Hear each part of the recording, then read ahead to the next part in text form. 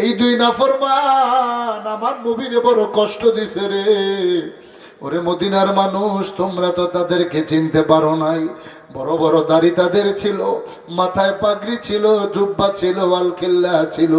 আজ আমার দেশে বিশ্বের মধ্যে এই রকম আলেমের অভাব নাই, যাদের কথা শুনলে মানুষ পাগল হয়ে যায়, চেহারা দেখলে মানুষ প্রেমে পড়ে যায়। কিন্তু মূলত এরা হচ্ছে ইহুদি নাসারাদের দালাল। কথা বলে কারো যদি থাকার ঘর না থাকে, এরা দুইজন টাকা পয়সা দিয়ে ঘর বাড়ি বানায় দেয়, আর সারা রাত টুপি মাথায় দিয়ে, পাগড়ি পরে, জুব্বা গায়ে দিয়া, তসবিহ হাতে নিয়ে সারা রাত তারা নামাজ পড়ে, ইবাদত বন্দেগী করে কাটায়।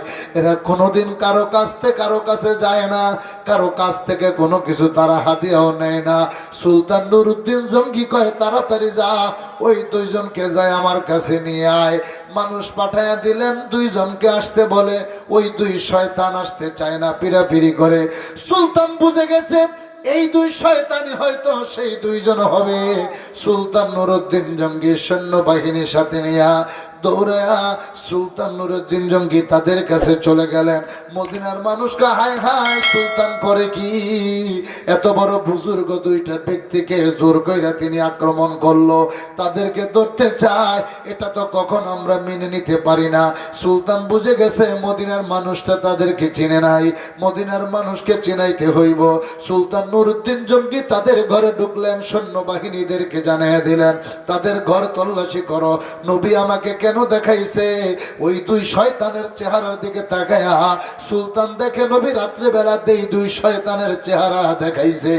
এই দুই কুতুব, এই দুই নাফরমান সুলতানের সামনে দাঁড়ায় রইছে।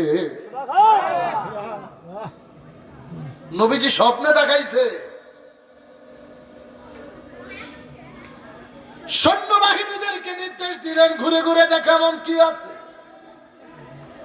তাদের পুরো ঘর খুঁজতে শুরু করছে, কোন জায়গায় নবীরে কষ্ট দেওয়ার মতো কোনো কিছুই পাওয়া যায় না। সুলতান চিন্তা করতেছে ব্যাপারটা কি, কোনো আলামত তো পাই না, কেমনে শাস্তি দিমু? আলামত পাইতে হবে, তাহলে শাস্তি দেওয়া যাবে। সুলতান বারবার বলতেছে, সৈন্যরা রে, কিছু না কিছু অবশ্যই আছে, নবী যেহেতু আমারে স্বপ্নে দেখাইছে। কোনো কিছুই পায় না।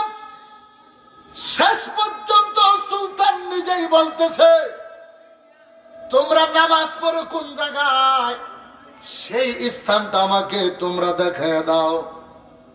এই তাদের ভিতরে কাঁপুনি শুরু হয়ে গেছে।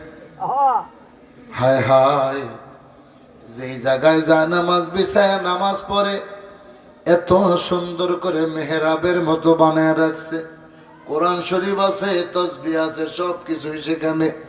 সুলতান নুরউদ্দিন জঙ্গি যায় বলে, যায় নামাজটা উঠাও। এই দুই শয়তান তো যায় নামাজ উঠায় না।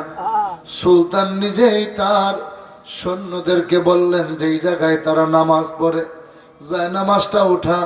যায় নামাজটা যখন উঠাইছে, আল্লাহর কসম করে বলি, যায় নামাজ উঠায়া দেখে এত বড় সুরঙ্গ করে ফেলেছে। সুলতান সুরঙ্গের মধ্যে নামছে, যাইতে যাইতে যাইতে যাইতে দেখে আমার নবীজির রওজা মোবারকের কাছাকাছি চলে গেছে। নবীর রওজা মোবারকের কাছাকাছি চলে গেছে। সুলতানের চোখ রক্তে লাল হয়ে গেল।